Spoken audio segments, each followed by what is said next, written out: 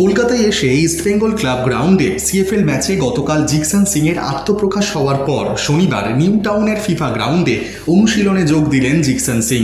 তবে এদিন centre of এক্সেলেন্সের মাঠে শুধু অনুশীলনই করলেন না ইমামি ইস্টবেঙ্গল, ইন্টার কাশির সঙ্গে প্র্যাকটিস ম্যাচও খেললেন লাল হলুদ ব্রিগেড। 29 তারিখ থেকে ডুরান্ডের যাত্রা শুরু করবে ইমামি ইস্টবেঙ্গল। তারই আগে জোর কদমে প্রস্তুতি চালাচ্ছে coach Carles Cuadrat, Mahesh Nandakumar, David Hijazi, Saul Crespo, Madih Talal সঙ্গে জিকসন। ইন্টার কাশির বিরুদ্ধে জমিয়ে ফুটবল খেললেন।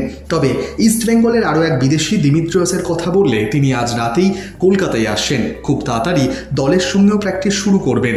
এদিন নিউ টাউনের মাঠে ইন্টার কাশির সঙ্গে ইস্টবেঙ্গলের প্র্যাকটিস ম্যাচ কভার করার অনুমতি ছিল না, যে কারণে ফুটবলাররা যখন গ্রাউন্ডে প্রবেশ করছিলেন সেই ছবি আপনাদের জন্য তুলে ধরলাম।